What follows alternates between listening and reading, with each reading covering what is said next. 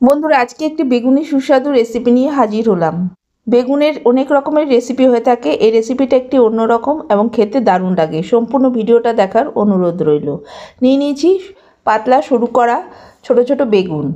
এরপরে আমি বেগুনটাকে বটির সাহায্যে এভাবে টুকরো করে কেটে নিয়েছি। সম্পূর্ণ গোটা থাকবে, কিন্তু ভেতর দিয়ে ছোট ছোট করে টুকরো করে নিয়েছি। এভাবে করে কেটে নিতে হবে। এরপরে এর মধ্যে আমি নুন আর হলুদ মাখিয়ে নেব। ভালো করে নুন হলুদ পুরো বেগুনের ভেতরটাতেও ভালো করে মাখিয়ে নিতে হবে। খেতে দারুণ টেস্টি, এই রেসিপিটা অবশ্যই ট্রাই করুন।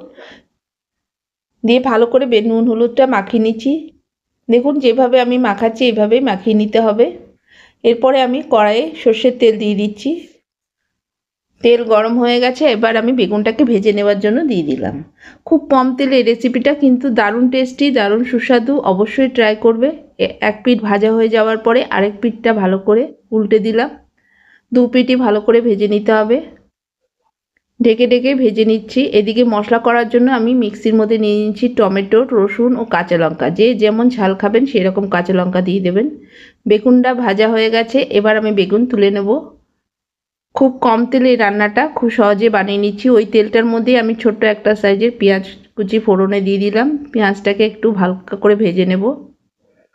পেঁয়াজটা ভাজা হয়ে এসছে, এরপরে আমি বেটে নেওয়া মশলাটা এর মধ্যে দিয়ে দিচ্ছি। এবার আমি মিক্সির বাটিটা ধুয়ে কিছুটা জল দিয়ে দেব। দিয়ে এবার ভালো করে মশলাটাকে মিশিয়ে নিতে হবে। নিয়ে এখন আমি দিয়ে দিচ্ছি স্বাদ মতো নুন আর হলুদ। নুন হলুদ দিয়ে এবার কাশ্মীরি লঙ্কার গুঁড়ো কালারের জন্য, ইচ্ছা হলে আপনারা নাও দিতে পারেন। আর দিতে হবে এই সামান্য একটু চিনি। যে যেমন মিষ্টি পছন্দ করেন সেরকম একটু চিনি দিয়ে দেবেন। দিয়ে মশলাটাকে ভালো করে একটু কষিয়ে নিতে হবে। মশলাটা অনেকটাই কষে আসার পরে এখন আমি ভিজিয়ে রেখেছিলাম 2 কোয়া তেঁতুল। তেঁতুলটাকে এই দেখুন ভিজিয়ে রেখেছি। তেঁতুলটা কিন্তু বেশি রসটা বার করবেন না, খুব অল্প রস বার করে ওই তেঁতুলের রসটা দিয়ে দিতে হবে। দিয়ে এবার ভালোভাবে কষিয়ে নিচ্ছি। যতক্ষণ না রসুনের গন্ধটা যাচ্ছে ততক্ষণ পর্যন্ত মশলাটাকে কষিয়ে নিতে হবে। দেখুন মশলাটা কষে এসছে, তেল ছাড়তে শুরু হয়েছে। এরপরে আমি ভেজে রাখা বেগুনটা দিয়ে দিচ্ছি।